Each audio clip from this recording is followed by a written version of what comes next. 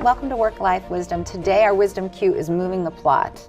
And against my wishes, Hakan is going to feature my experience on your panel. Hakan, yes. Can you share why you'd like to I have my most beloved guest in this program today, Miss Elisabeth Nunziato. And mostly because theater is the domain where we can really explore some of the things we cannot explore in real life settings, such as when two people are angry at each other, how they can communicate in a way that they move the plot. For a few reasons. One, a lot of the times when employees are angry at each other, they freeze up. They don't talk about it, which doesn't necessarily help. Two, even if they can do it, it's not easy for us to observe it, to really understand those dynamics in an angry setting. So in that sense, theater is a great domain for us to explore some of the human interaction and some of the relationships in a way that we can draw some lessons and we can use them in practical world. And you have acted in Who's Afraid of Virginia Woolf, which is one of the angriest pieces in theater. And you have a lot of insights to share with us about how these two characters, despite their skyrocketing anger, moved the plot in their relationship. So now let's have a look at that segment to see what Elisabeth has to offer for us about moving the plot in anger in organizations. We're talking about anger tonight, but Deanna, I was making light earlier, but so much of what you shared is really what I have to do for a living, which is find the conflict in a piece of writing, and hopefully a fabulous piece of writing. As many of you know, I just concluded a run, 8 to 9 performances a week of Who's Afraid of Virginia Woolf, Edward Albee's 1963 many award prize-winning play that is over 3 hours of the angriest married couple any of you have ever seen in your life. It's really just blood and carnage, to quote the play, for 3 hours. What makes that palatable and why that script has been performed, that piece of writing, for over 40 years, and audiences come out in droves to sit for over 3 hours and watch George and Martha shred each other to, as Albee says, they get down to the marrow. But the reason that people do that is there is pain there. There is suffering there. That is the source of the conflict. And we go on this ride with them, and as the play concludes, we reach the denouement, which every great story, of course, has for us. The very final moments of the piece are moments of vulnerability and an opportunity for moving forward. We don't know, but something has changed. And the anger, like a vacuum, has gone out of the room, and they're left with what was beneath it from page 1. On page 15, I'll leave you with this for intermission. On page 15, the first moment of conflict where all the laughs come to a screeching halt. Page 15, Martha says, "You know what I like about you? Your anger. That's what I like about you most." And they are off and running. This is fascinating, Elisabeth. And this is exactly the reason why we are doing this, to integrate scientific research with art, theater, music, to look at big questions that do not lend themselves to one or the other. So what you are telling here is an interesting circumstance where you got this playwright who writes a story, and you got this director who interprets it, and then you got these actors who are acting out the story to move the plot in an angry relationship. Great. But my question is, can this ever happen in real life? And if so, how can we do it? I have no idea. I'm sure you can. I can't speak to that. But I will say that myself, just as a viewer, when I experience good storytelling, I think that it's empowering and can be very healing. So to know the experience of a coworker or family member or friend and what they're experiencing is really a window, into ourselves. And I think so also tell our story to the other person. And to share, of course, which takes great courage. So going beneath the anger is the key here. Not only anger, but also showing your vulnerability or helping the other person show their vulnerability, despite that anger show that two people are, making it to each other. And here again, we go back to managers, supervisors, and subordinates, because there's a chain of command, and everyone in that chain must be a good listener and an honest representative of themselves. Empathy plays a key role. Empathy plays a key So role. that brings in, again, the importance of managers, and I would say especially middle managers who can make or break the relationships in those environments. And so they can actually take on some of that director, writer, actor role. So now that managers can play a role in managing those relationships to move the plot, an important question is, how can they do that? Like, what are the skill sets that they need?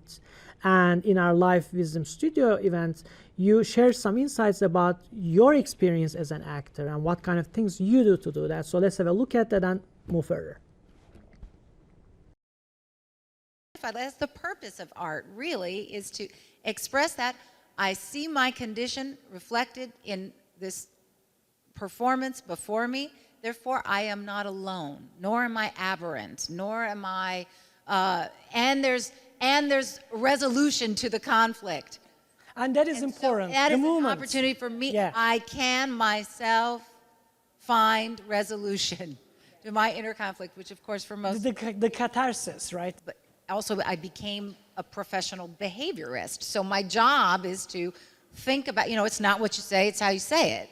And my job is to think about that every day, a piece of writing, whether it's just a vapid commercial or advocacy for a nonprofit or a great piece of writing. So I think about that. It's not what you say, it's how you say it.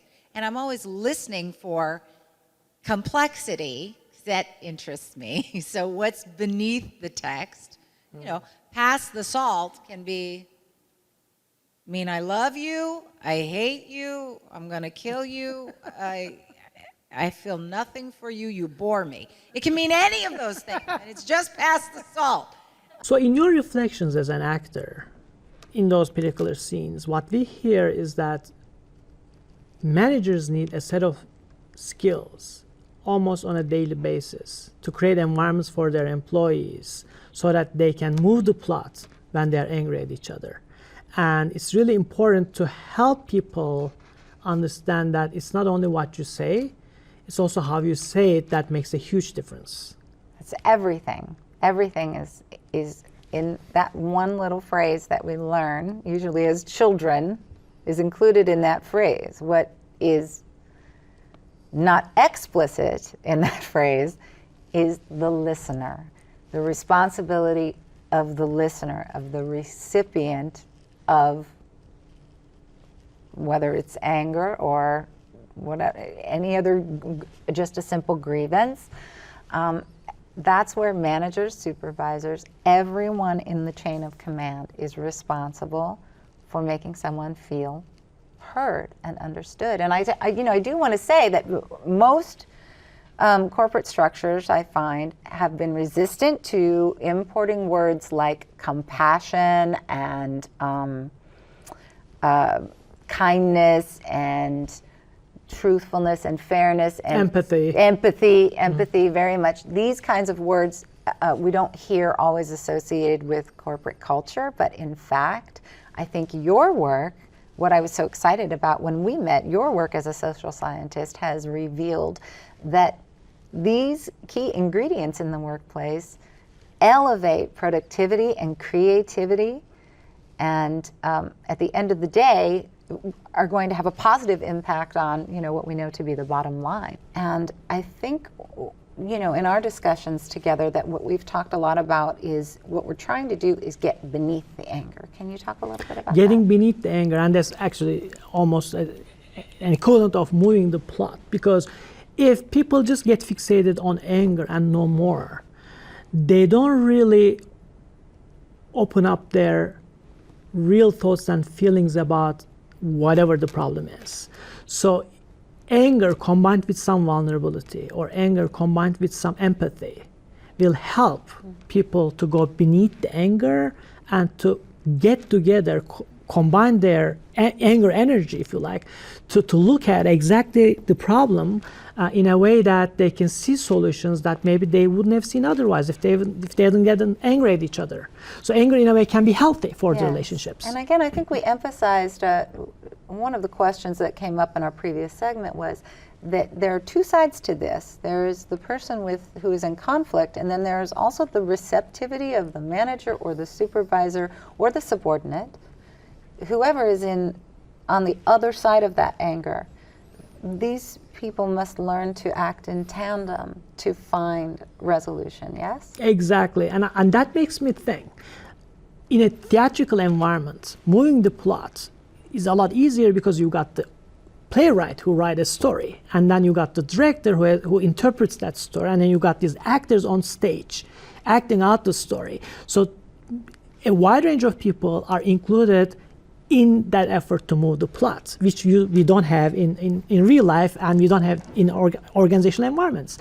And yet, you are spot on by suggesting that managers, and what I would argue actually not only managers, but middle managers or the immediate supervisors can play a huge role in how they can create an environment to help employees move the plot when they are angry at each other. And interestingly, unlike other settings like family setting, organizations might be actually easier to do that. And the reason for that is organizations have a lot of rituals. They've got meetings. They've got boundaries, right? They've got retreats. They've got different yeah. roles. So those boundaries can be set a lot more easily.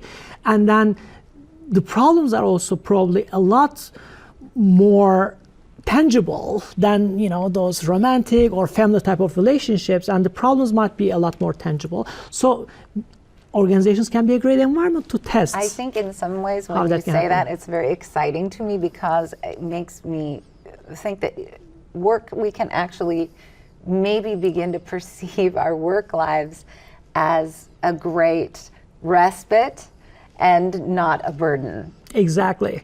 And a lot of the times moving the plot in itself can be fun. This is nothing but conflict resolution or approaching a conflict in functional ways. So you collaborate with the other person. So I think that begs a call for middle managers out there. Have you ever moved the plots in your organization? Engage. Have you ever engaged your employees to move the plot in an angry relationship? I think that's a brilliant question to pursue. But what is even more intriguing from here is that what if that middle manager gets nasty and dominates the plots? Because we also know that as much as middle managers can be very helpful for their employees, they can be also very harmful if they start abusing the relationship. So how can we protect ourselves from a manager who dominates the plot and who uses the anger in a way that we feel like we are being abused? How can we stand against this? This is going to be our next question in our upcoming episodes. And if you are a middle manager or supervisor of any kind, we would love to hear from you, your stories, examples of challenges you faced and challenges you may have overcome and how you did it. And how you moved the plot in your work environment. How you moved the plot. Thanks for joining us on Work-Life Wisdom.